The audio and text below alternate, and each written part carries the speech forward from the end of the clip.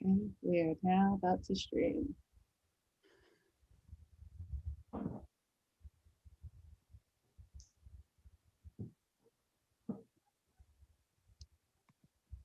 We are now about to stream.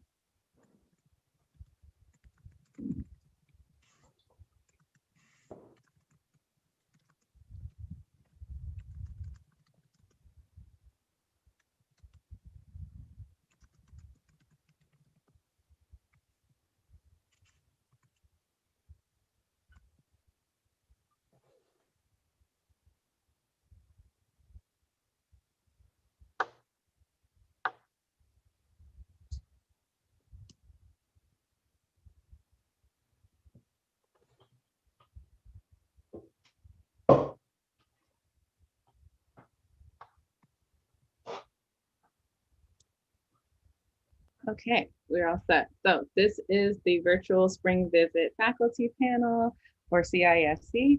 And we are so happy to have all of our faculty that were able to come and share just information about research, about UF, what's it like in their lab, anything you want to know. No crazy, no question is too crazy, nothing is off the wall. So these are the faculty members that we have here today to talk to us. So let's go in order of the top row left to right and the bottom row left to right. So first we'll start with Dr. Lisa Anthony to introduce yourself. Hi, everybody, and I hope you're having a great virtual visit day so far and visit weekend with the other college events. As Dr. McMullen said, I am Lisa Anthony. I'm an associate professor here. I've been here at UF for over 7 years, and I run the Intelligent Natural Interaction Technology Lab, or INIT. And we do a lot of human-centered computing around advanced interaction technologies, especially for kids. We have obviously not been doing a lot of human subject studies this year, but we've been doing a lot of development and data analysis and publishing, which has been good. I'm supposed to say something that makes me a human, right? Yes. Well, I did adopt a kid.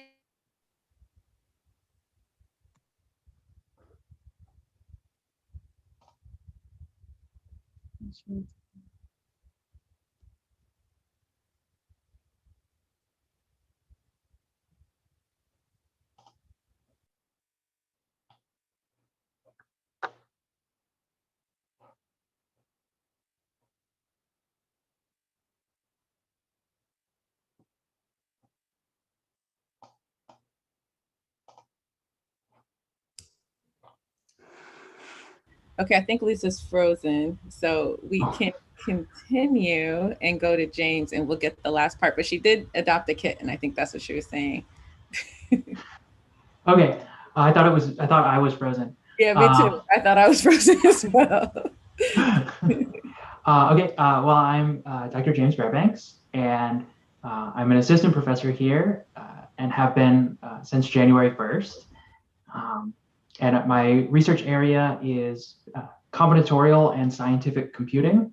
So I look at kind of graphs and networks and things you can build out of graphs and networks, and I study them using kind of numerical analysis techniques, as well as other abstract mathematics, and try to build tools for scientists that are empowered by their understanding of scientific systems.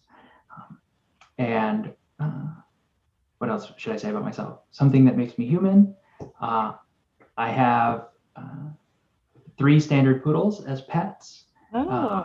And they are, while they look a little posh on the outside, they are athletic and love to play football. 2 of them play together. One plays offense and one plays defense. Go after those contested catches in the backyard. And I'm a big Gator football fan because I went here for undergrad, and everyone who goes here for undergrad comes out a Gator football fan, even if they think sports ball is dumb when they start. At least I did.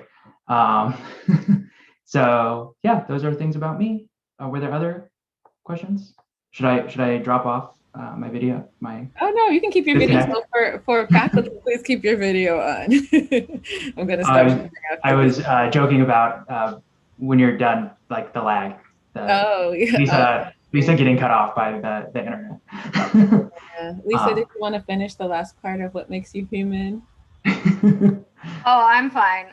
What makes me human right now is internet trouble and hating my internet provider. But I apologize for that, everybody. No worries. Go ahead, James. I was saying I didn't realize my video was off.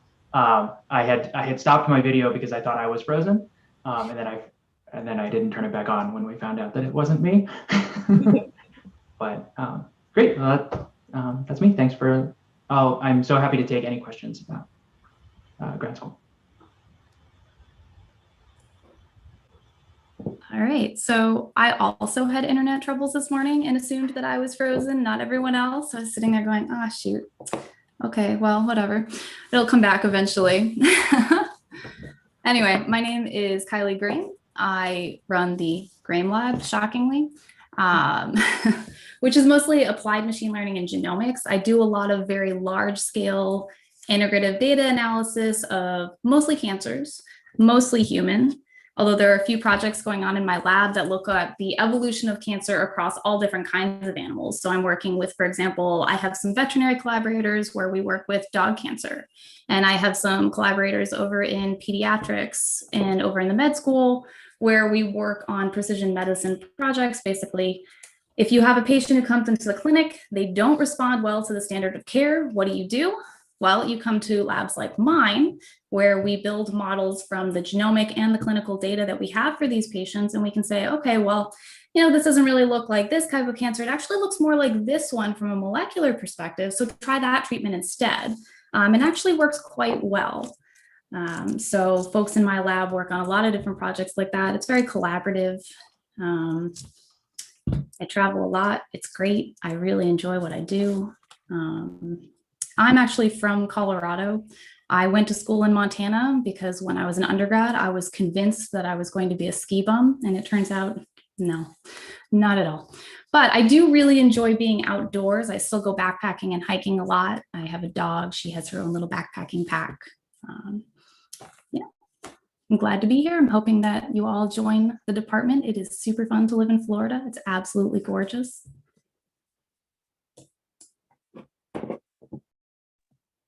Yes. My name is Christina Gardner-Mckeon. I'm an associate professor here in the department, and I've been here almost 7 years as well. And I am direct the Engaging Learning Lab, and we study computer science education and AI education research. So a lot of what we do is build programming environments and build learning environments for students to learn how to program and learn AI. And so we are engaged in a lot of fun projects. And oh gosh, we're working on a lot of fun things. Right now, we're getting ready to launch an AI summer camp, but we're also working on helping students learn about computer science in elementary school through science and making activities. So we're actually building a block-based programming environment for them that helps them embed science in their programming. So we work on a lot of fun things there. And humanizing. I am a crafter, I'm a gardener, not just because my last name is Gardner, but I think I did try it out just because I was like, hey, I think it's my namesake. I should at least know how to garden. So those are kind of some of the ways that I.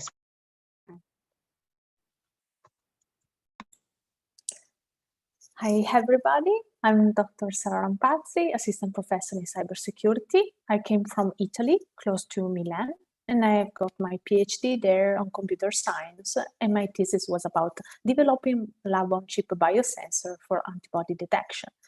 Then after graduation, I worked in automotive and aerospace industry in Italy, and then I moved to US as a research faculty at University of Michigan in 2017. Then in January this year, I joined the University of Florida and the Florida Cybersecurity Institute. So in my lab, we focus on cyber-physical system security, and in particular, I study how to manipulate devices through their sensor and hardware components. Like, for example, using laser to make a car perceive inexistent obstacles, or make your phone voice assistant perceive a command that human cannot hear. So all this research has the goal to find effective strategies to protect the system and design software and hardware resilient against this type of attack. Then about me, as like any good Italian, I love food and I love cooking. And usually I give my students some good Italian recipes to make with US ingredients, and they really appreciate it. So I'm looking forward to answer your question and give you tips about food.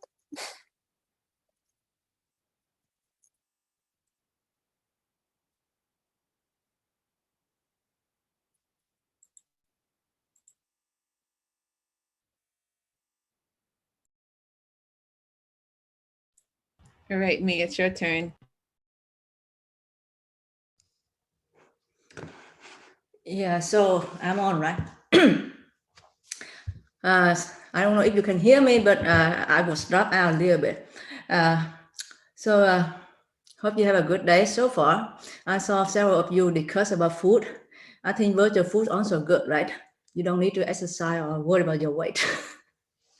Anyway, so I'm Dr. Thai.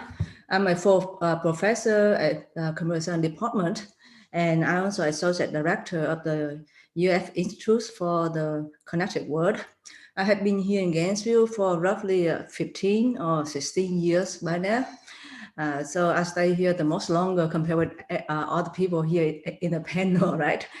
My research interest is recently I work more into machine learning and optimization in the big data mining analysis, especially for the complex graph data with application to various applications like blockchain, social media, IoT, cybersecurity, and recently I also work with all the professors in the health department for the neurodegenerative disease. So I have a vast research interest, but the core thing connecting together is the theoretical computer science with the optimization. So for recently, we focus more on theoretical machine learning and explainable machine learning when you don't let the machine learning run at the black box, but it should give an explanation why the machine learning provides such a decision. So then hopefully you can create more accurate discover shortcut formed by machine learning and also address the fairness issues. So that's what my lab recently working on. What made me look like a human being? So everything now is online, right? So you read a paper on computer, you do research on computer, even meeting on the computer. So what I do to take my time out of the using computer. So one of the things I'm doing a lot is I'm doing oil painting. So I've been doing that for years in this. So that's one of my hobbies. So one for a while, if you check my website and you suddenly saw the new background, that is a part of my painting. So I just took a small part of the big painting and put up there. So just one of my hobbies. So anyway, if you have any other question, just feel free to raise a question. Thank you. Thank you, May. And I want to also stress to all of you, you know, as busy as professors are, we all try to take the time to still remain human. So, you know, keep that in mind during your entire PhD process, that you should be taking care of yourself. You shouldn't be abandoning any hobbies or things that you do to make you feel really good. You definitely need that balance. So the next part is all about you. You're going to ask some questions to our panel, and we will go ahead and start that portion. So anyone, feel free to either write it in the chat or just unmute yourself and say your question.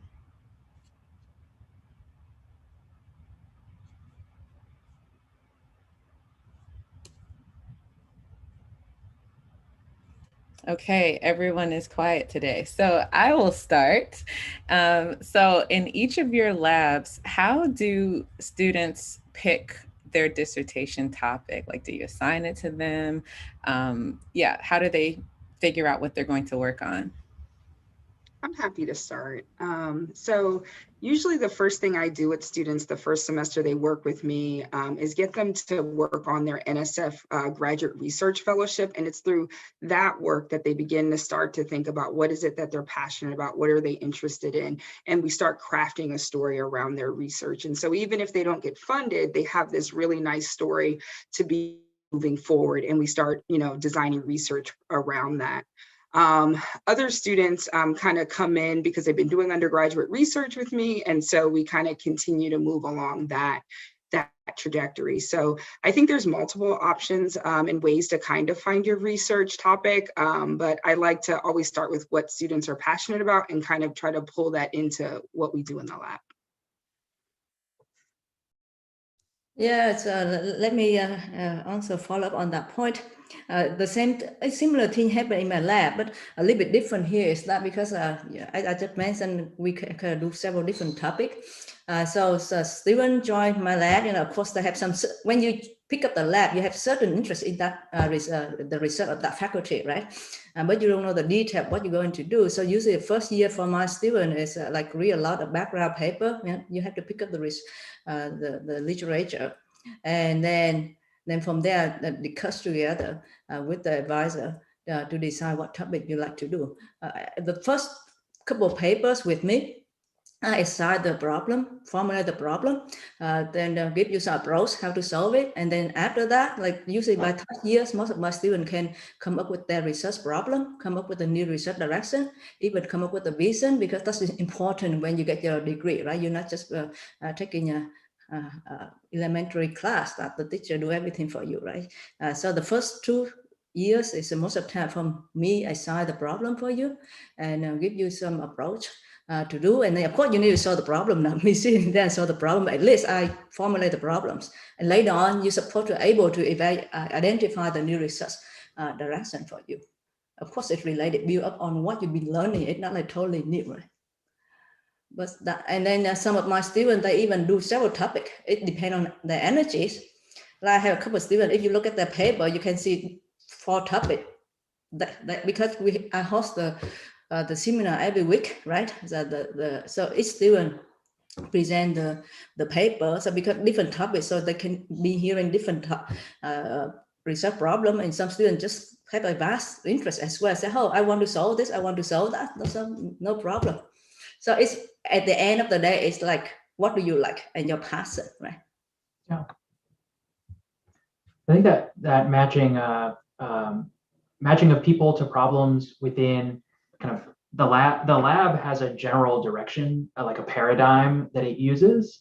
My lab has this tool called applied category theory, and everyone's project fits in that paradigm. But they're all coupled to some unique interest that they bring in, whether they're interested in physics or biology or graph theory. That kind of that thread through the big paradigm is kind of how that should be a good guidance for how you can pick a dissertation topic.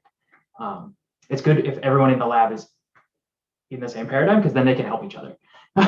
but they can't actually be working on the same topic, because then you can't, your dissertation project has to be your own project.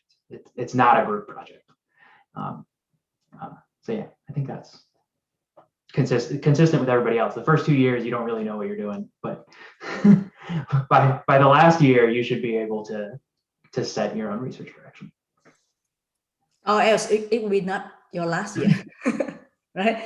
Oh, so you should be completely confident in that, completely capable. Oh, you should be able to set your own research direction before the last year. But what I meant was, by the end of the PhD program, that is a hard requirement that you must be able to run a research agenda. That's the whole point, right? Not everyone who gets a PhD will be a faculty member, but they will all lead research groups, or at least that's the goal. Whether those are industry research groups or national lab research groups or faculty research groups. Did anyone have anything else to add to it, or is that, I think we're pretty much all coalescing in the same theme. All right. So Tyler asked the question, awesome. When we start doing research will we start doing research in our first year? And what's the balance of classes and research during the first 2 years? Great question. So anyone can jump in with that one. I can start answering this a little bit, partly because I've been the graduate program director for our human-centered computing program. So one thing I can say for that is that it varies by lab. And so that's something you will definitely want to talk with the faculty that are recruiting you into their labs about, to set expectations early. Everyone should know that full-time is 9 credits. So that means you'll be registered for 9 credits of something every semester while you're at UF as a PhD student. That could be, some of those will be research credits and some of those will be classes. So, all of our PhD programs have different classes that are required and electives that you can take. Usually, that will, you will do more of your classes in the beginning and get rid of those requirements. And then by the end of your PhD, you're taking only research credits, 9 research credits every semester. But where it varies is in your first year, I think, by how your faculty advisor runs their lab. In my lab, I like my students to take at least 3 research credits a semester, which basically is 1 class. So almost all of our classes are 3 credits. That means 9 credits is 3 classes. So in their first semester, they would be taking 2 classes maybe, and 1 set of research credits. Maybe that would be what they did their whole first year. And then maybe in their second year, they would do that, or maybe they would do 1 class and 2 sets of research credits, kind of depending on how quickly they're progressing through their class training. For example, the human-centered computing PhD program has a lot more flexibility in the classes that you have to take, and we try to help students define a cognate area that's related to their research. So that means it could take a little more time to figure out what classes will fill that out. And I've seen that HCC PhD students take classes later, but it's all the same number of credits. Hopefully that answers the question. So I would say, as a faculty member, ideally, yes, you would start doing research in your first year, but you should definitely talk with your advisor about what is expected there. And almost, depending on what kind of offer you're getting, if it's an RA research assistant offer or a TA teaching assistant offer or something else, that will also determine how much research expectation there is for you in your first year. Mm-hmm. I totally agree with Dr. Anthony, and also she recommend very good way in register the class, right? Like 3 credit for research, so you can balance, not like you took off 9 credit of courses and then you don't have time much for doing research.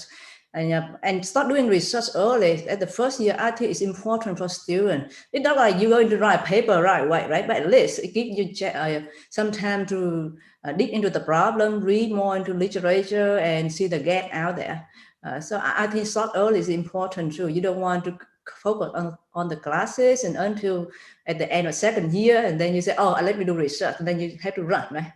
So the balance is good. And I think Dr. Anthony mentioned a very good way to register for the courses. Yeah, I think it's important to remember too that the first year or 2 where you're doing your studies, you're figuring out where your PhD problem is, which means some of your research is writing together that proposal, figuring out the background, figuring out what knowledge you need to have. And that's going to be different from those later years in the PhD when you're probably not taking classes anymore, but you are coming up with these new questions. You're helping mentor the younger students. You're figuring out what you want more. So I think the expectations are quite different in the first couple of years for my students, but I do expect that they're getting involved in the lab, meeting the other people, getting involved, especially in like figuring out what kinds of projects they would want to do and getting involved in those. Yeah, I think having a paper out at the end of the first year is an ambitious plan for yourself, and it's kind of a shoot for the moon, and if you miss, you land among the stars. It's like if you're planning to get a paper out by, say, the August of your first year, then if that project doesn't work, like you still learned a lot. You still like wrote something. It can go into your GRIF application. And like, it's okay if at the end of the first year you flush that project and never think of it again. But you should like have a project that you think of as your research project, even in the first year.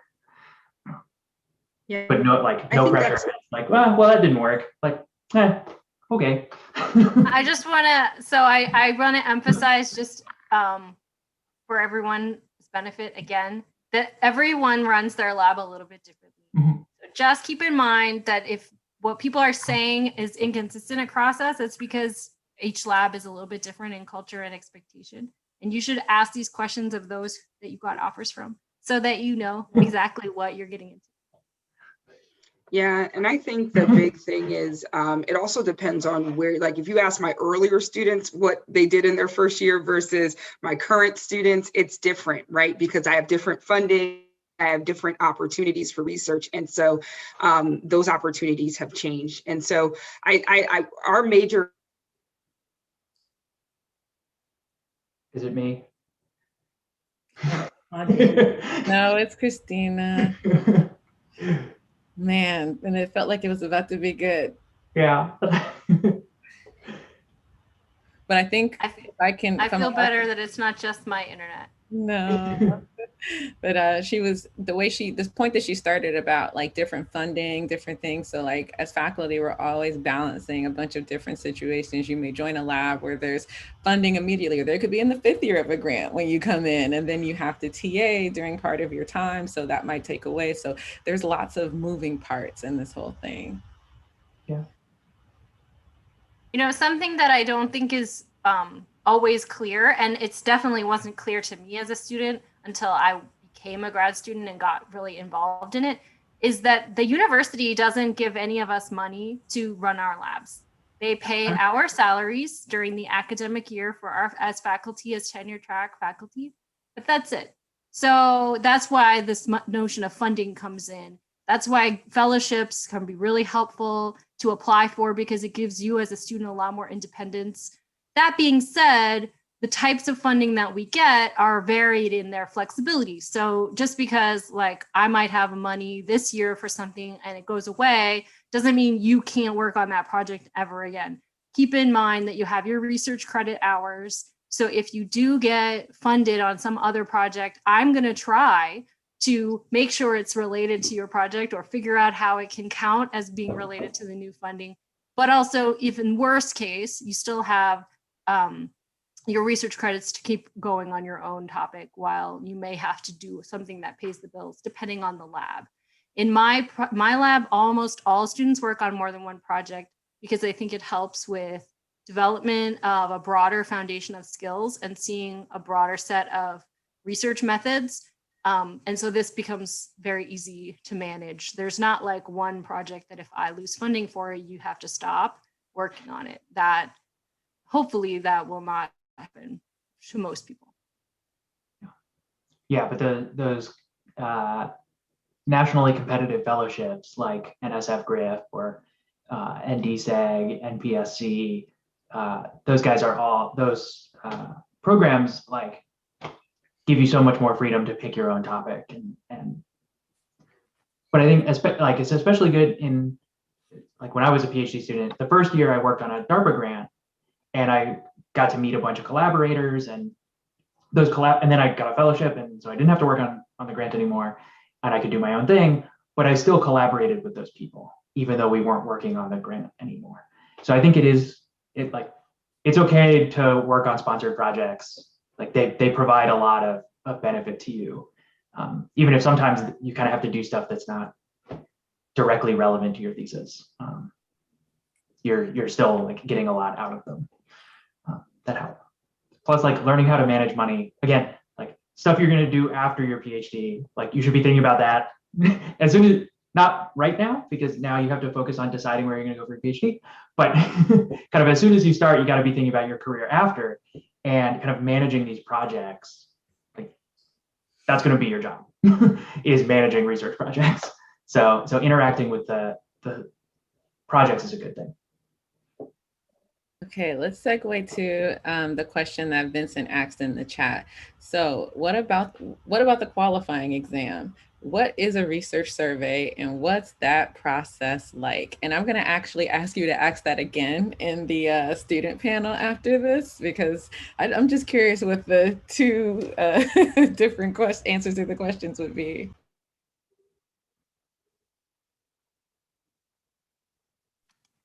I don't want to monopolize, but I can start again, partly because as graduate program director, I saw a lot of qualifying exams. I'll just give you the high level overview, and then maybe each faculty member who's done a qualifying exam with their students could talk about nuances in their process. In general, I think the intention behind the qualifying exam that we do as a literature survey is to help prepare students for diving deeper into a topic area for their dissertation. Ideally, the qualifying exam that you write will be related to the topic you propose or plan to propose and defend and do your dissertation on. But I will point out that it's not required, and things change. Students' interests change, or students think certain avenue is going to be fruitful, and then they change their minds, and that has happened too. So the idea behind the qualifying exam is basically just to write a summary, a survey of a set of topics, a set of papers around a topic. In the human-centered computing PhD program, we have kind of an eye to an interdisciplinary survey, because HCC is very interdisciplinary. It brings in expertise from other disciplines like cognitive science, psychology, sociology, the arts, whatever it is, and they're maybe, human physiology, whatever it might be related to your topic of interest. So you would sort of do a survey of the main works on that topic. And then the key idea that really sets this apart from just a survey is that we are looking for students to take that step beyond just summarizing the previous literature and synthesizing it into some set of things that seem like open research questions. Okay, here's 20 to 50 research papers on topic X or the intersection of topic X, Y, and Z. What are the gaps and what would be interesting research problems to solve? That is kind of fodder then for students to leap off from for their own proposals. That's the intention behind it. And I think what we're aiming to see in our qualifying exam process from students is that synthesis is really like being able to effectively summarize the literature, but also that synthesis is really the key differentiating piece that we're looking for in terms of your development as a researcher and a thinker. If I can add on top of that, maybe as Lisa was saying, and also mine, that's why like looking in the topic that you are interested in and make research on what is the gap, the research gap that you want to fill is very important. So the first 2 years, or maybe this will be like your first examination, if you want to call it like this, to being able to get your path to the thesis. So I think is important, like in the first 2 years. And what I ask my student is to figure it out and like looking also like in other projects with the other students, other PhD students in the lab, or like your colleagues are doing, and try to understand what you would like to present for this first achievement, or maybe first your step on that. So the more your research in the first year, the more important it is for your thesis and your final project. I find that the qualifying exam is a really fun time for students to kind of really dive deep into the research and really find out what they're interested in. And I find that when students are done doing their qualifying exam, when they have to read other people's writing for like conference reviews and things like that, they are able to kind of give much better and deeper feedback, and they just have a richer knowledge of their research area. So while sometimes, it's a little bit like overwhelming because you're reading a lot and you're trying to figure out what to make sense of. By the time you finish, you are much better at reading large amounts of papers and figuring out what's important about them. Because what you find is that things start to repeat. When you're new to a research area, everything is new and it's like everything's important, right? But like after you read like the 30th paper, you're like, oh yeah, that background I read, okay, I know about that.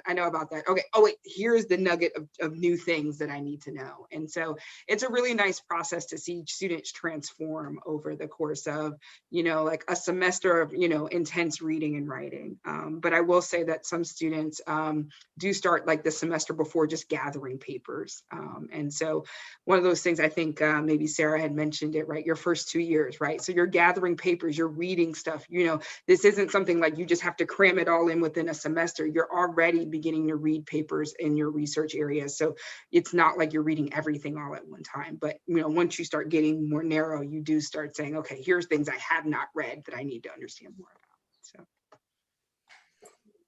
And also we will teach you to do that.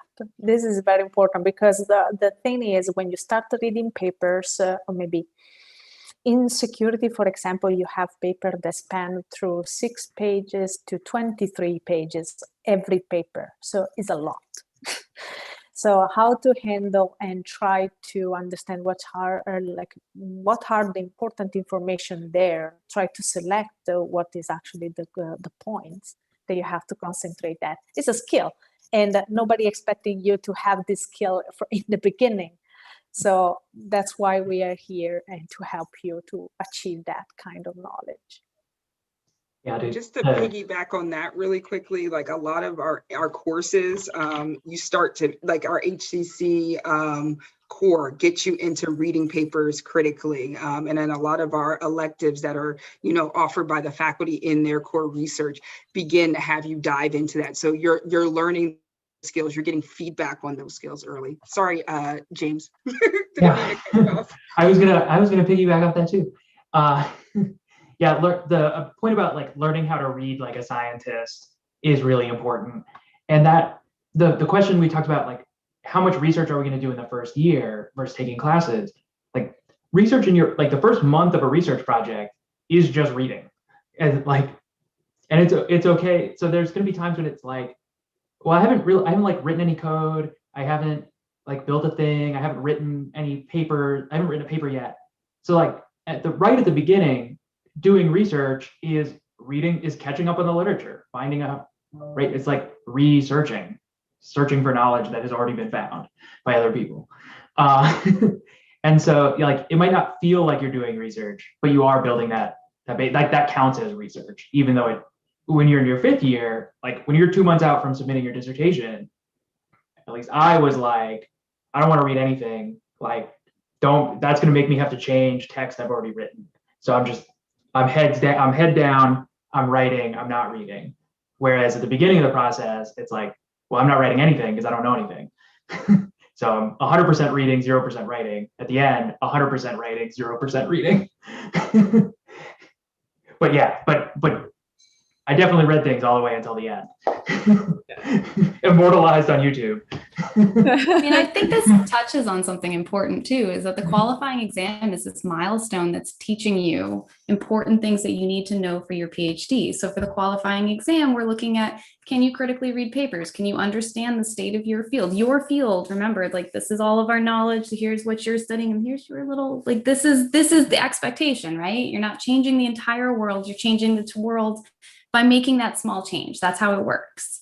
And so it's like, this is that first big stepping stone, and it's going to be terrifying until you get to the other side. And then you'll be like, I've seen so many PhD students go 5-6 months later and they'll be like, oh, that was so easy.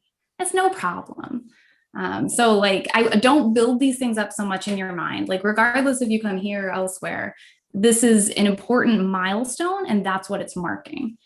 So you will learn that knowledge through whatever faculty you're with, the classes you're taking, the people you're working with. UF is very good at getting people to talk to each other. I remember when I interviewed here, all of the students were just very happy. They were quite delighted to share what was going on and tell me any problems they had, because they didn't feel like they couldn't do that.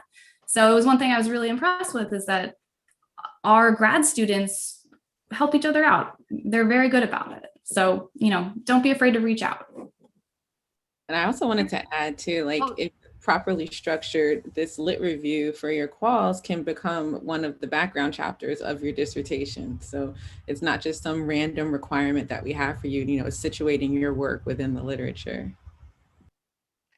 I really want to also echo what Kylie was saying, because I think that's a critical mind shift that PhD students sometimes are coming in feeling anxious, feeling like their advisor is their judge and jury, their committee is passing judgment on whether they're good enough. This is all a mentorship relationship in which we are training you how to do these things. We're not setting you up to go and do it on your own. And if you pass, you pass. And if you fail, you fail. We are here with you every step of the way. And I really believe that UF and our department and our programs, the faculty are committed to that vision. And so I think that's part of why we see the students feel happy here. They're happy to talk about it. It doesn't mean they're never stressed. It doesn't mean they're not anxious about the process, but it is still something to remember when you're coming in, that view whoever you go, you know, view your advisor as your ally, view your committee members as your allies. And that will help you really learn what you need to learn from them to be able to be your own independent researcher someday. I also want to echo, you'll probably do these kinds of visits for other schools that you're looking at. Ask about the quals, because the quals are not the same at every single school. Our quals process changed from being a test-based quals that was not research related to something that is related to your research. And overall, we're set up to help you succeed. Like, I have not personally witnessed a student who did not pass their quals or did not pass their proposal or their dissertation. Usually it's harder to try to fail versus, you know, it's basically lack of trying if a student fails, because we're here, we give you feedback. Even if the quals paper isn't where it needs to be the first time, we give you extensive, great feedback so you can fix it and come back. So we're set up where it's not in our best interest for you to fail, because we've invested so much time and work and knowledge and mentorship into you. So if you are committed to the ride, we are committed to the ride as well. So don't think of it as this sort of just chopping block where we want to just get rid of people. It's not that at all. You're here because you're talented and you're qualified. The nuance that I want to add there that Kyla is mentioning is so important to just clarify. Your advisor and committee shouldn't allow you to try these milestones until you're ready. So that's why no one, quote unquote, very few, no one passes or fails, is because you will be ready when it is time for you to be ready. And that actually has been true ever since I was a student. I mean, yeah, and thanks, James, you posted that in the chat too. So it's not like UF is somehow unique in that regard, but I would make sure you ask and make sure that people are committed to that same kind of journey of mentorship and are not, you know, sort of sink or swimming it. Yeah, I think part of it is because we don't have, like, there's some departments where it's like, you have to pass this by this point, you have to do this by this point, and it's very hard deadlines. We are very developmentally focused, right? So it's kind of like you're supposed to pass by your 5th semester for your qual. So there are some milestones, and I think you have to be done by your 7th or some credits you have to like petition for, right? So there are some procedural things there that the graduate school puts in place, but the most part, it's like, are you ready to meet this milestone? Where are you? And in us coaching you and helping you get through that process. So I really like that aspect of it, because not everybody's at the same place. And my motto is, don't look to the left or the right and see how everybody else run your race, because everybody runs differently. Everybody's built differently, you know, and so comparison kills. So those are my sound bites. Yeah, and scholarly progress is nonlinear. So it's not like, you know, if it's gonna take 5 years to do your PhD, it's not like 2 years in, you're 2/5 done. You're mostly not done until the last 6 months, and then you go from being like 20% done to 100% done. But the numbers are made up, but the rules are made up and the points don't matter. Yes, definitely a log scale. Like, it's not at all. Yeah. Okay, so Leslie asked about minors. Apparently we have on the website a PhD minor option. And since a lot of us work in interdisciplinary topics, do we prefer for our students to do a minor in these interdisciplinary subjects, or can students pick up the knowledge as they go? So you will absolutely pick up the knowledge as you go, whether or not you choose the minor. I've heard my PhD program did not offer a minor, so I'm not super familiar with how much it helps you long term. But so, for example, folks who come into my lab needing a lot of biology background, you will learn that working on the projects themselves. I provide resources to my students. I talk them through it. You'll have collaborators that you're working with. This is very different from undergrad. So it's like, you're not going to be doing a lot of learning in the classroom. You'll run into a problem. You say, okay, I need to understand how this goes. You'll reach out to the collaborators who are experts, other people in your lab, and at some point you'll be able to just look up in the literature and understand what's going on. So I wouldn't worry about not having that interdisciplinary knowledge. It does give you a little bit faster start at the beginning, but you will catch up. It's not an issue. Yeah, I can say that with the PhD and minor in CS, I've advised 2 students that are in education who are interested in computer science education. And so to actually be able to do computer science education well, because they did not have a computer science background, they did a minor in CS. And so that's what I see happen a lot with at least the CS minor for the PhD, is that there's students from other disciplines that need some, core computational knowledge to do their research in their discipline. And so they're coming to get the knowledge from our department.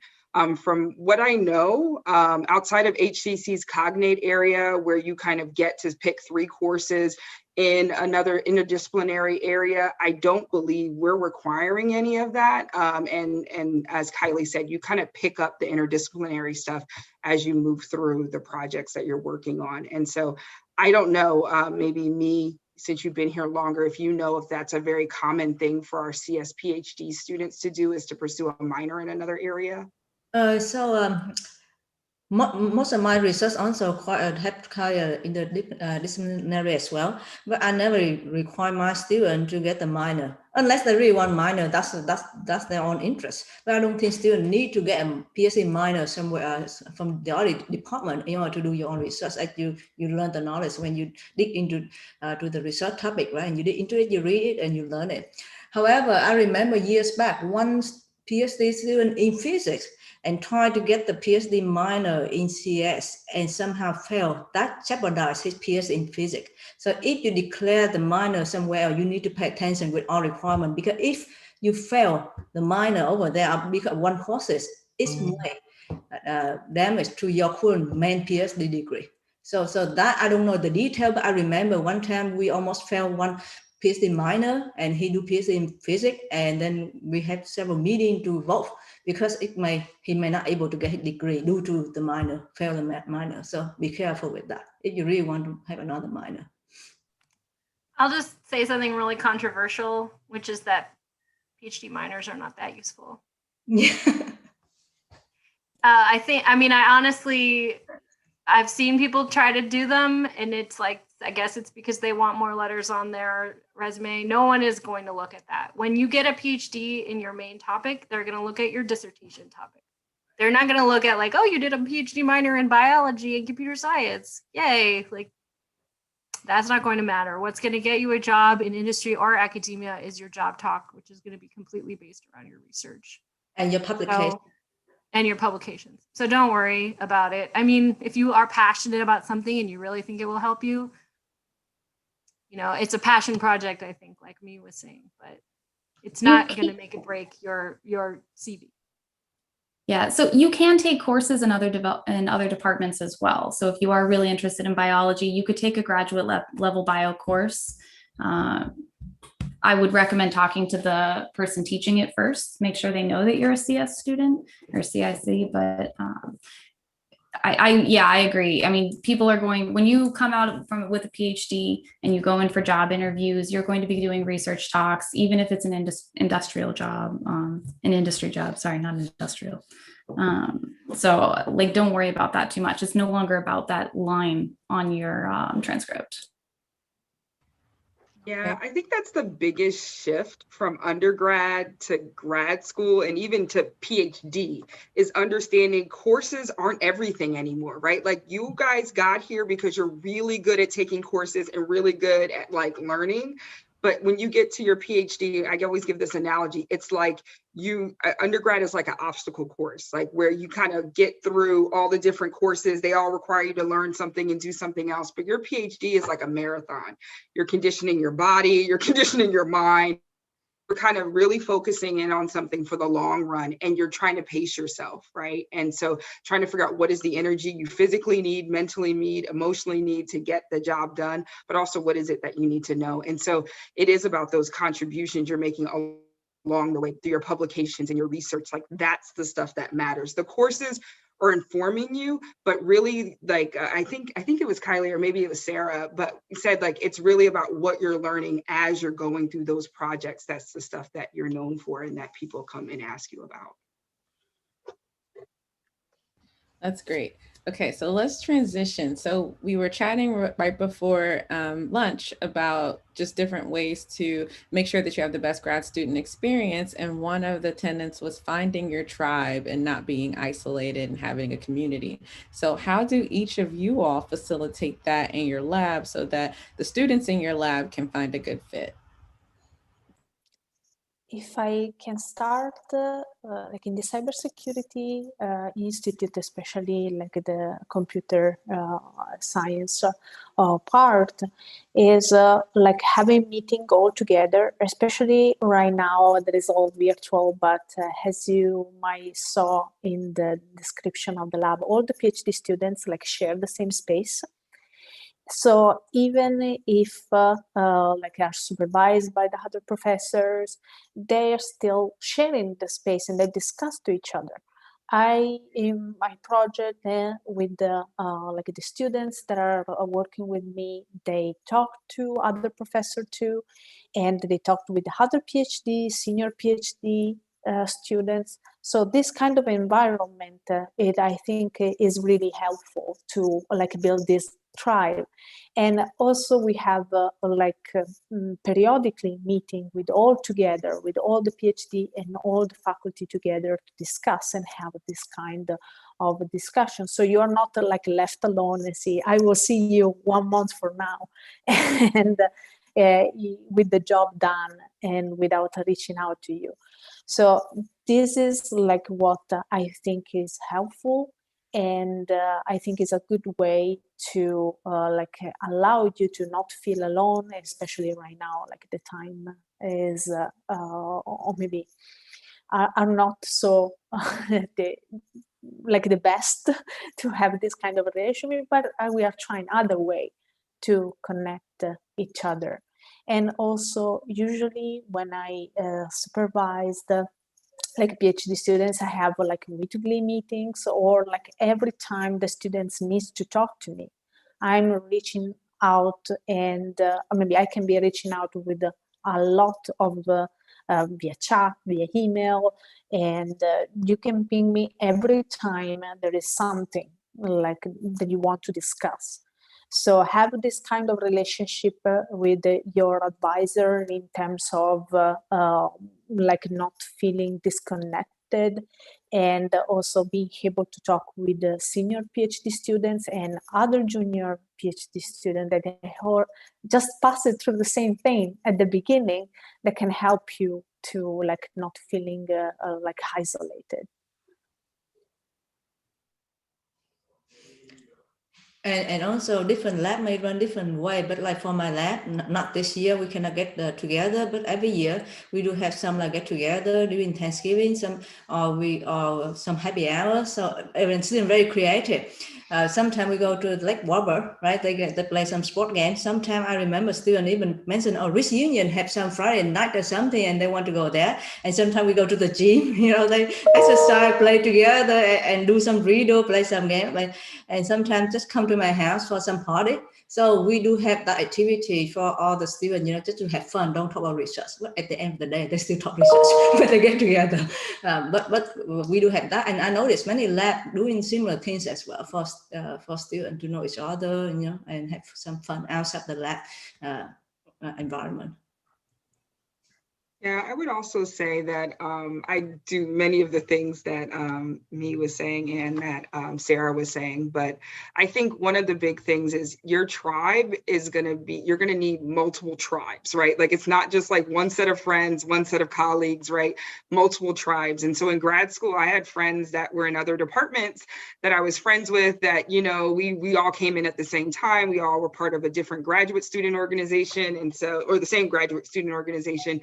And so we spent time there. Some of the students here, we have a very, as Sara was mentioning, with cybersecurity, you guys have a very close-knit, knit group. HCC has a similar kind of group. We offer a monthly seminar and students get to meet each other there. Likewise, a lot of our labs are shared. I know right now we're kind of going through a transition. Whenever she talks, huh? Oh, Right. Whenever she gets to a good point, it always just like goes. She like to do puzzle for us to guess what the rest. We said transit. I'm guessing transition. We do have a pretty nice student union here that puts on activities so you can go meet, lots of really far away departments. I really benefited from that a lot as a PhD student. Do things that are not related to work, do writing groups with other departments, because you'll learn quite a bit. Yeah. When I was in grad school, I was in Michigan, but Detroit was nearby. So like I used to take dance lessons in Detroit. There were dance friends I had like in Ann Arbor, like lots of different tribes where, some people knew I could commiserate about the grad student experience even outside of the department. And then people who had no idea what the grad student experience was. And, we'd talk about normal life things. So, it's good to not only be a student here, but become part of the community. Don't forget that you're a person and not just someone who's here doing this work for a certain amount of time. So Christina, I see, wait, where did she go? Did I not? I think I missed her. She got dropped out something? Yeah, all right, so I'm gonna ask one final question unless one of the prospective students would like to do our final question. No pressure. See, I have a question, but yours might be a little better than mine, so I don't want to, No, go London, it's all about you, go ahead. Okay, I hope y'all are doing well too as well, but I was just interested in knowing how with the pandemic and the transition from being in the lab all the time and then having to maybe work from home, how does that change the way you do research, if it changes at all? And then that interaction between your students, how does that look now, if it changes at all? Great question. Okay, so my research is more into theoretical computer science, I mentioned earlier. So we don't have a lot like device, the real lab stuff, like a wet lab, anything like that. So in that part, it doesn't change at all for my research, right? And so my lab still running at normal. We still can do the research to the remote control, to the cluster, to train the data and all that stuff. So that quite simple.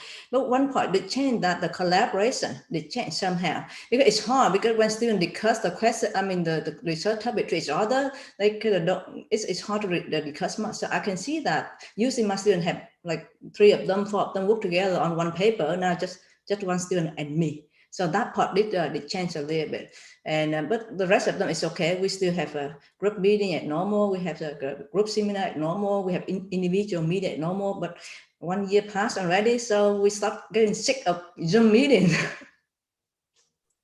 But other than that, I don't think it changed much, except that the collaboration a little bit going there between students, because they don't have a chance to talk directly to each other much in person. I'd say my collaboration change has been the opposite. We've had a great collaboration with very far away collaborators in the UK and California. Time zones are still a problem, but travel is not. So it's really been great to build new relationships, because the people who are at the same institution are just as far away as people on other continents. So yeah, that has been actually an upside. As terrible as it is to talk about a silver lining, the ability to make new collaborations that I would not have otherwise been able to sustain has been good this year. But scary that we're coming up on a whole year. For my go ahead. Sorry. I was done. Okay, I think my lab was impacted just because maybe I'm working mostly with hardware, and usually the students are like building things or testing, doing experiments. So definitely it changes a lot. And the thing that maybe has changed in my perspective is to understand how the things can be do like remotely, like sending kits out, like making some hardware, so like the students can like easily make the test by themselves in the house, or like coordinate with senior PhD students to help to access to the lab and divided the experiment. So what it was, or maybe I think it's the opposite of what happened to my, is actually like that the project that was for single students is become a little group, so they can help each other a bit, especially for what happened about testing and this kind of practical experiment. And then the other way, or maybe my research is mostly like understand hardware and software aspect, especially for security. So in the meantime that like the hardware is slowing down, the part like related to software, like analysis can go like up to normal, and the writing part can be like, especially for publication and what we have, like the achievement that we want to teach. This part is like normal, like in this way, and I try to get more contact with students. So that's is my recipe to like keep going with this. So I expected that this will be like getting better and better the more time is passed. Yeah, I saw the chatting message here. Indeed, many students get clear and get back to the lab. Okay, so I collaborate with several professors in at UF in different departments when they have the devices, like like Sara just mentioned, right? Some people need the hardware. They do come in, so no problem. So several labs almost back to normal already. Students come in, faculty come in to do testing in labs. So that is okay. Yeah, we do a lot of research with children. So with schools kind of being very cautious about allowing you back in the classroom, we've been doing remote studies. So doing things like on Zoom for summer camps. Yeah, those students who are back in. Oh, sorry. Go ahead, Lisa. Did she freeze? No, I think we started talking at the same time and our internet was both messed up. So you go ahead. Oh. No, you're fine. You're fine. I just wanted to make sure that we made a comment that the students that are back in labs are at reduced capacity space-wise, and they have to wear masks and they have to follow certain protocols for social distancing. Yeah, testing twice. I mean, every 2 weeks they have to go for a quick test, COVID-19 test. So that's what they're supposed to do. Like faculty as well, every 2 weeks you have to do a test to get the clearance again to come to the lab. For my students, I submitted the protocol. They all have permission to go back on campus. They won't go at the same time, but we have some experiments we're going to run. But since my work requires an audio booth, like an isolated booth, the person who's doing the experiment is going to be in a whole separate room, versus, and then the students will be on the outside. Student leaves first, the experiment, so they never actually come into contact with each other. And then they talk over Zoom. So one person's in the booth, one person's on the outside of the room. So. But yeah, it's definitely given us a lot of room to be creative with research and how we do things. Yeah, does anyone else want to add to those questions? All right. So thank you all. I appreciate it. Yeah, no problem. So actually, I just realized I thought we stopped at 2:40. We have 2:45. So the last thing that I wanted to ask, so we all in this room have something in common. We all were at universities before choosing UF. So you all are in your undergrad and you want to choose to come here. For faculty, we had to make the choice to come to UF as well from a bunch of other places. So I want to ask everyone, what made you choose to do your career here at UF?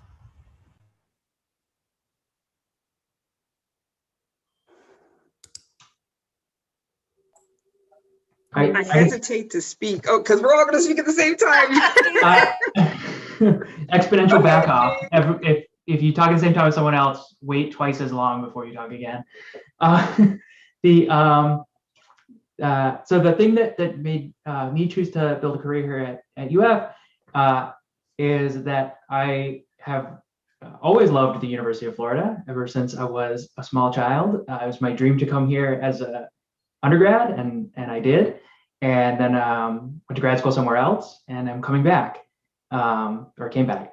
And it's great. I love Gainesville and UF, and I always knew this is where I wanted to build a life for my family. So, and my wife and I met as undergrads.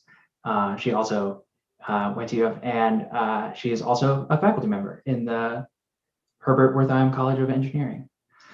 And so we're happy to be making our life in this place we've called home before. Kind of building off of that, I had never been to Florida before I interviewed here. I knew it was a good research school. I got excited because I do a lot of collaborative work, and it's got a med school, it's got a vet school, it's got all of these cool hospitals of different types and a great CS department. And then I got off the plane, and every single person here is happy. Every single person I would go talk to, I would, I'd take a taxi from the airport to the hotel, and the guy gives me this whole history of Gainesville and how wonderful it is. And, he takes me through the scenic route. And I was like, I love being outdoors, and there's bike trails all over the city. There's incredible conservation areas. I mean, it was so clear from my interview that this is a really solid research institution where I can get all of the work, all of the research that I want to do, I can do easily in a department where I'm well supported. My grad students can live a good life. Like, the student stipend here goes a really long way. And I was like, that means a lot. Being able to support yourself, if you have any dependents, anyone that you care for, you can get, you could get a pet tortoise if you want. One of my neighbors has one. And I've never lived somewhere where you could have a pet tortoise, but here That's a very I am. Gainesville thing. It is a very having a pet tortoise is the most Gainesville thing I've ever heard. But it's just like, this seems like such a great place mentally to be. So it was very easy going, oh, I can do all of my research and I can have a wonderful life. And I'm close to lots of big cities. It's like there's 4 cities in a few hours drive. That's no problem. So. And you have a beach on both sides, right? You go to the west or go to the east, so 1.5 hour, would take 1.5 hours. So. Yeah, you're never far from the beach in Florida, for sure. But the great part about Gainesville is we get the advantage of being close to the coast to be able to go to the beach. But when there's hurricanes, we get the day off. But most people are coming to Gainesville. We don't really get affected by it that often. And so I really like that, because we're like centrally located where we're not like having to board up our houses and stuff every time there's a hurricane, because believe you me, in the fall, there's at least 2 hurricanes that come through and cause some type of havoc. That's the one thing I didn't realize when I moved to Florida. I guess I just didn't realize how many hurricanes, actually hit the state. So, but I love the sun. I grew up in New Jersey. I went to school at Syracuse for undergrad, and it was cold. So I tell you that the fact that our winters, the coldest it gets is roughly about 39, and that's only really in January and some of February. And you can have 80 days, 60-degree days in the middle of February. I'm ecstatic. So for me, I love the weather. I mean, for all the reasons that everybody else liked it, but for me, the weather is really big. I'm a sunshine person, and I need that for like just mental, acuity, is I need there to be sunshine. I need to be able to walk outside and not be freezing and it be like depressing. So it's great. Adding to that, I think maybe as Kylie came from like Michigan, the cold of Ann Arbor, so definitely have the 6 months of winter is not the best. for your mental state. But yeah, definitely, maybe I choose Florida also because maybe what happened like in some universities, and I got like some experience also that was not completely good in terms of like advising or like some sort of toxic environment. And I feel, or maybe what I feel when I came from the interview, and I've already like talked with the group in some conferences, it was like the different approach, different culture compared to like what is supposed to be and is wrong, like a sort of like pressuring students to get the things done, or like even worse. So what I noticed is definitely that difference, and that's why maybe it was one of my first choice there. All right, well, let's thank our faculty who took their time, give them a reaction or something, a message in the chat. Thank you so much for taking the time to share. Like, we definitely could not cover everything that there is to possibly cover about UF and being faculty and doing research, but I think we hit a lot of the really good main pieces today. So thank you all so much. As you can see, the room is, we're getting more and more smaller squares. That's because the PhD students are now coming in to do a complete